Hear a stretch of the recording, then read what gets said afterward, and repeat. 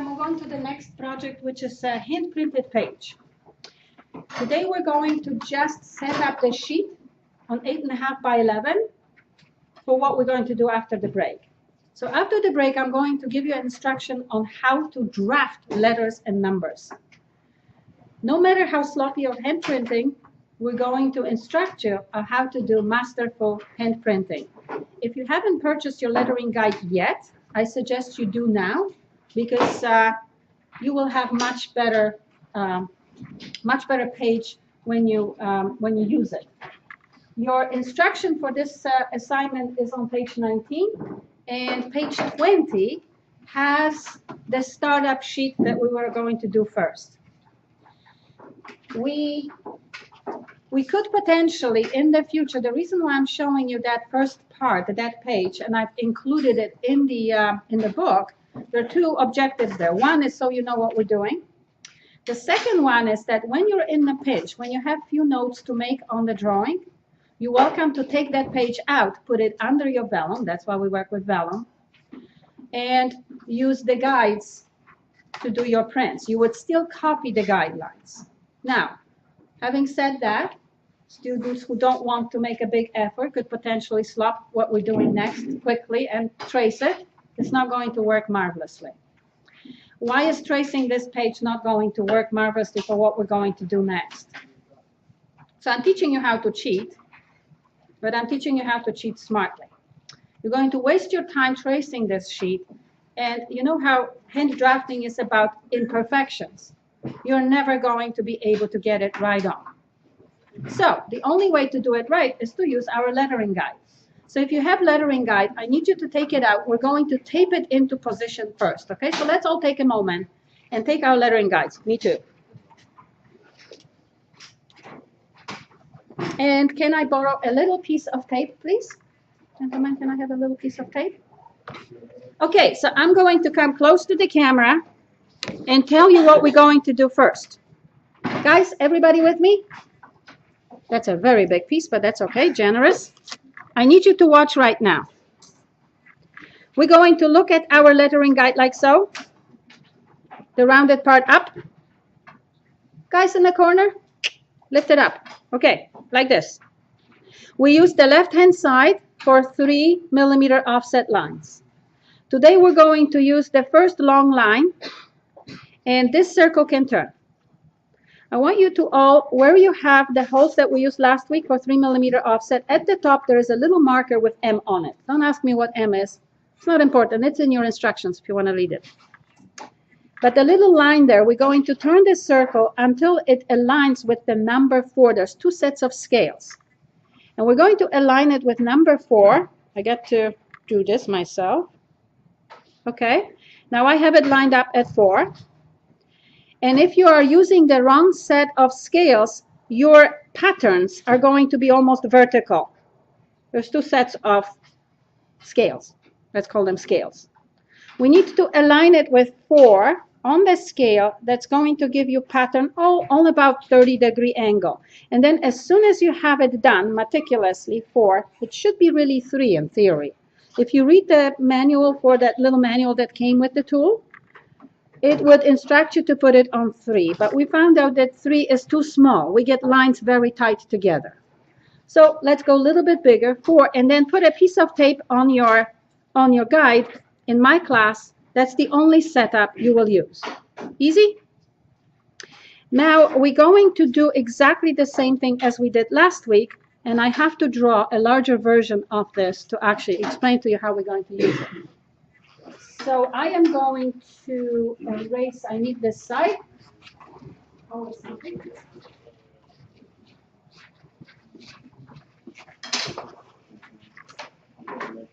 So I'll do the page here and your lettering guide here. Okay, ladies and gentlemen, we're going to keep our lettering guide set like so. And we have the circle, and we've aligned M here with, you've got these dots that we used last week. We've aligned M with 4. This angle here is about 30 degrees plus minus. Okay? What we're going to do now is the first long long pattern line, the one that has loops, is the one that we're going to use. I'm going to switch to a better marker. The first in the pattern is a hole. We're going to leave it alone for now. Then we have a loop, space, loop, space, loop, space, like so. There is another hole in between for yet another pattern. Can we ignore this, please? Let's just ignore it, okay? What we need is a realignment hole, and 3 loops is where we are going to write. And spaces between loops will become spaces between our writing. So what we're going to do, just like last week, put a sharp pencil right in your hole vertically and very gently press it against your T-square and drag it back and forth to get pattern like so. We'll start with the loop because the first one is going to be 3 millimeters. The space between loops is going to give you about 1 millimeter offset. The next loop will be our writing space, space in between, and another writing space. What we're getting, ladies and gentlemen, is the writing space in a nice pattern. 3 millimeters, 1, 3 millimeters, 1, 3 millimeters. Now this is for realigning. We need to now, let's take green. Green you can't see, let's take blue. We're going to now place this one right here to realign. We're going to have the first one here because the next in the pattern is the offset. So you have to watch this on this exercise because if you mess up, let's mess up. If you don't use this as a realignment and you realign a loop, you're going to get a 3 millimeter next to 3 millimeter. You've just messed up your entire sheet. So you have to be meticulous with regards to realigning. So once you realign, you will realign and get space and 3 writing rows. That, ladies and gentlemen, will fill out our sheet and we'll do the sheet layout next. What we're trying to accomplish here is we're going to put vertical construction lines in our text, never mind what you're writing. Whatever you're writing, it needs to look, I'm going to do another one here. It needs to visually look like this. You are going to have slight discrepancies between how square your letters are going to be, but we're going to hand draft the letters and numbers here for construction notes and your dimensions using this perfect setup. So the sheet that I gave you on page 20 shows you how the sheet is going to look like. You can use it in the future if you just have a short note to write, because this is a tedious process. But I want you to create one masterful sheet because many consulting offices, especially architectural offices, they will ask you to come to job interview with hand-printed sheet. I want you to be able to pull it out and bring it to your interview. Now, you are not going to pull it out from your drawing tube and just spread it on someone's table, correct?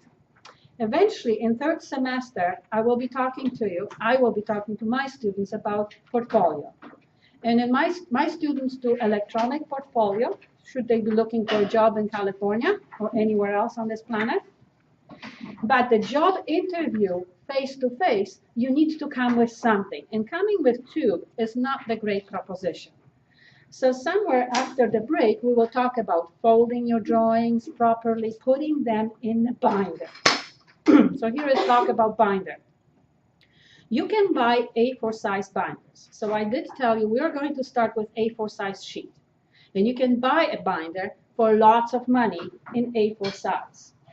But then some of other your work will be 8.5 by 11. So again, welcome to Canada. You've got to be adjustable for both systems. My suggestion that works marvelously for students is to start saving, maybe before Christmas, on your wish list that you want a nice binder. I know that Office Depot has this leather-like black binder with 2 pockets where you could put your resumes in the future. Okay, any reference letters from your teachers.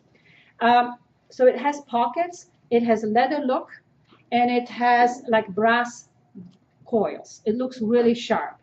Imagine that you're going to job interview with the tube or a big portfolio, or you put your best jacket on and you wear your binder. You come to the office, you look professional, you just might get through the door. If you come looking like student, you might not even pass the reception. We don't need anybody. If you come with a nice binder like I suggest, you might get a cup of coffee because you look so good. So I always suggest to my students to invest in the best binder they can buy, and your best deals will be in letter size. So what we're going to work towards, and I want to keep this for my sheet, so I think I have room here. So what we want is a binder that has nice coils. Now, another thing is that if you don't have money, you're putting yourself to school, you're a cook somewhere, okay? You're not making lots of money. You don't want to spend even $10 on this binder, which is about $10, okay? Shh. What you might want to do is take the cleanest, the newest black binder that you can buy in a dollar store for the job interview. What I'm suggesting, however, is that you work on a binder, because then you can buy sheet protectors for the binder, and they come with, pre-made 3 holes, and it's a sleeve. So here's the big lesson for today. If you